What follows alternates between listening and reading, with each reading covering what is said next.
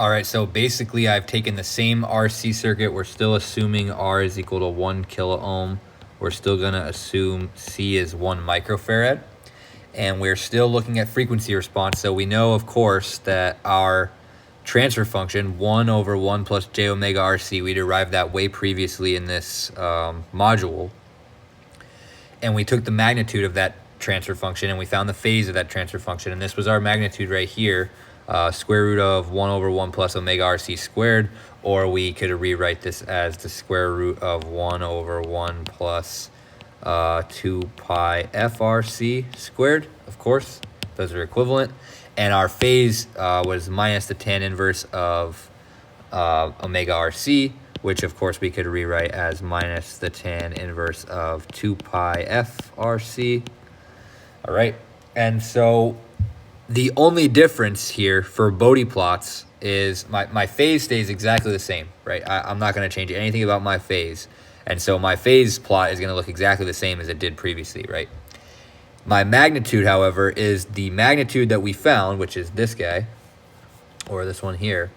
But we take the log of that magnitude and we multiply by 20 because we want to plot it in dBs so that we can get this linear kind of behavior, so that drawing the Bode plot is just that much simpler, okay?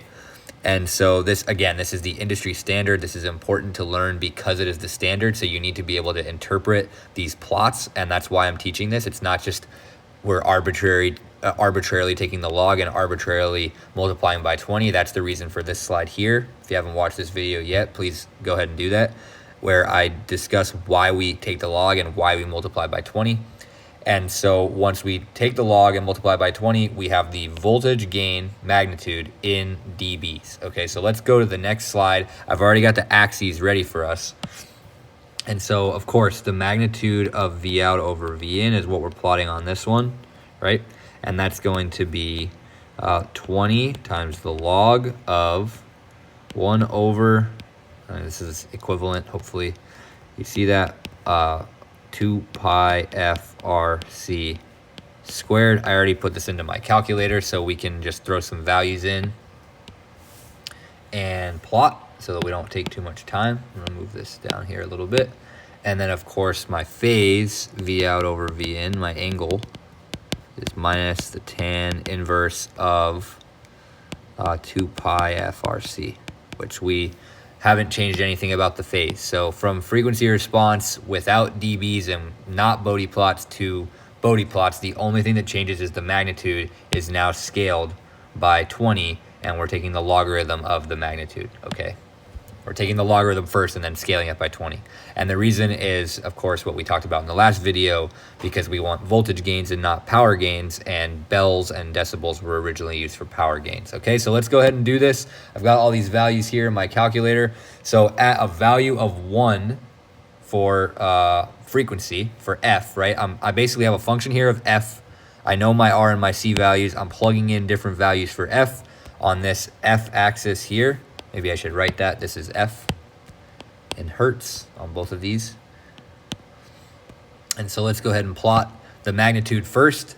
At F equals 1, I get V out over V in dBs is equal to a very, very small value, 0.0002 or 0.0002 something. So let's just say that it's 0 dBs, right? So that's going to be right here, basically at 0. How about if I move to 10? 0.00 or 0.017, basically still 0, so still going to be up here at 0. What happens when I get to 159 hertz, which is the cutoff frequency for this particular circuit? Well, we saw previously that that was where the output was equal to 0.707. That was where it was minus 3 dBs, and my calculator is telling me the same. It is minus 3 dBs right here at a frequency of 159 hertz. What happens if I go out to basically one full order of magnitude above 159, which is 10 times larger, 1590? I end up right at minus 20 dBs. That's pretty nice, right at minus 20. Okay, well, what happens if I go another factor of 10 higher to 15.9K or 15,900 hertz? Now I'm at exactly negative 40 dBs. This is convenient. I'm sure you could maybe guess what would happen if I went another factor of 10 higher. We would be at negative 60 dBs, and that's going to be down. That would be down here somewhere. And so if I plot this now, I get this nice sort of straight line here, drop off to the 3 dB frequency, and then another straight line here. And the key here is that any circuit that has this behavior, that has a single pole in its transfer function, we haven't talked about poles and zeros yet, we will, it's going to basically start at 0 dB or be flat, and it's going to drop off at a slope of minus 20 decibels per decade. What is a decade? A decade is a factor of 10. Okay, so if I am looking at 159 hertz, 1 decade above that is 1590. A decade above that is 15,900. From 1,000 to 10,000, that's a decade. From 10 to 100, that's a decade. Any factor of 10 increase is 1 decade. Okay, so the slope of this is that I'm dropping for every decade that I go in the X direction. I'm dropping by 20 dB. That's what a slope of negative 20 dB per decade means. Okay, and this is going to be very, very important because we're going to see all kinds of different terms in our transfer functions, and a lot of them are going to drop off at 20 dBs per decade. Some of them will have the inverse behavior, like our RL circuit, which starts to rise up at 20 dB per decade. So it's the key to all of this that the math works out nicely and we can make these plots very easily linear, okay? I'm gonna go ahead and end this video here. I think it's probably gotten pretty long. Actually, let me just plot the phase real quick since it's exactly the same as it was in the past. I don't think I need to take too much time on that. At a value of 1 frequency, I'm getting 0 degrees. At a value of 10, I'm still roughly at 0. It's starting to drop maybe to like negative 3 degrees, so I don't want to draw it right at 0. At the 3 dB frequency, I'm at negative 45, so I want to note that. So right here, I'm at negative 45.